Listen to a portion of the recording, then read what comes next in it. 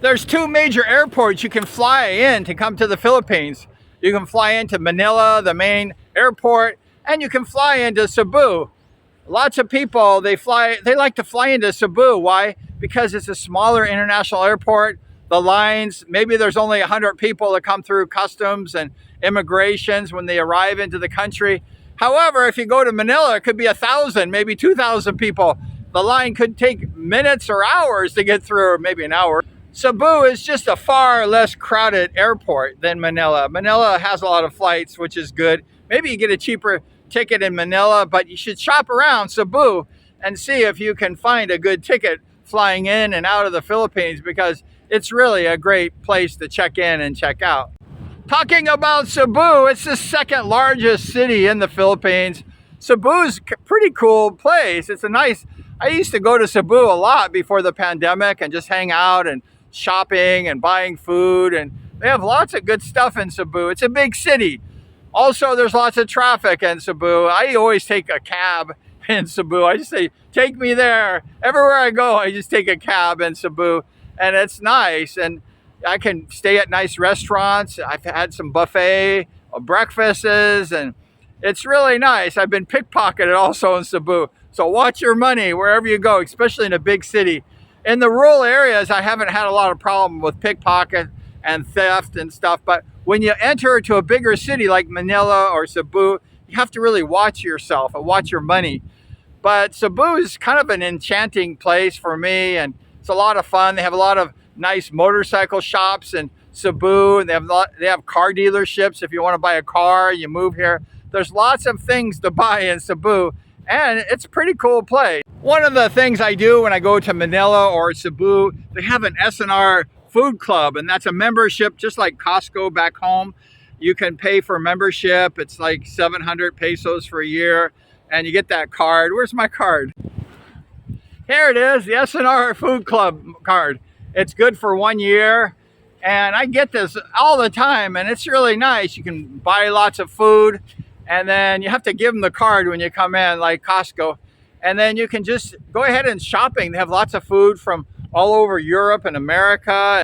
You can live in the Philippines and then buy lots of food if you live in a big city, or if you visit a big city like me. I buy lots of food, and sometimes if I travel, I buy extra baggage coming home, and I get these big travel sacks and I fill them full of food. And when I fly home, I just go ahead and I check those in, and then I bring the food home, and then I have the food. But if you live in a big city, you don't have to do that. You just go ahead and buy the food and take it home. They have really cool ice cream, like Klondike bars, the ice cream with the chocolate and the vanilla. I can't buy those because I need a freezer quick, and I don't have one because I live in the place a little bit far from the city. But they have lots of good foods. The food is definitely a plus to live in a big city because everyone likes food. Cebu is also nice because you can take a boat ride for like 4 hours. You go to Bohol. Bohol's a really fun place. I always rent motorcycles and I cruise around Bohol. And it's just really nice. You can go visit for a day or two and come home. Also, I think south about 6 hours, you can swim with the whale sharks out of Cebu. And then you can just go ahead, you can go to Magellan, where Magellan landed in Cebu. And I've been there, and it's like a church or something with a cross, the big Magellan cross.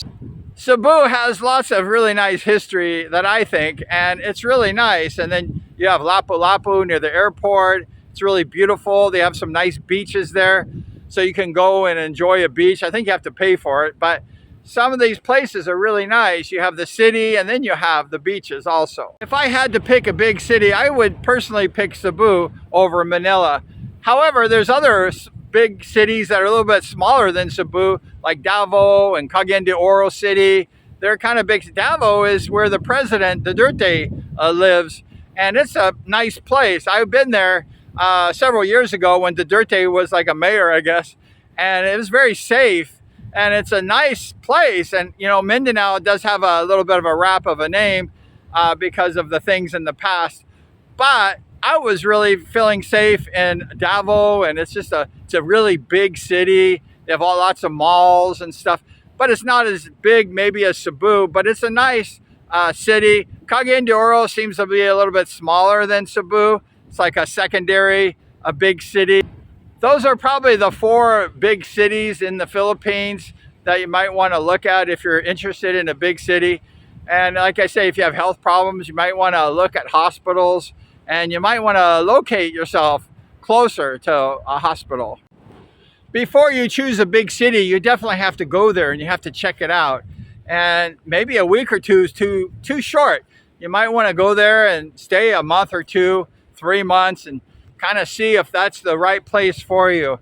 And you probably just want to rent, and then don't buy anything fast. A lot of these places do sell condos and things like that. Don't buy fast. Just rent and enjoy the place, check it out, and live there for a while. See what's happening. If you have a wife, see how your wife likes it. If you're single, see how you like it. See if you like the girls or not. And just check it out, and check out the whole place and see if it's right for you.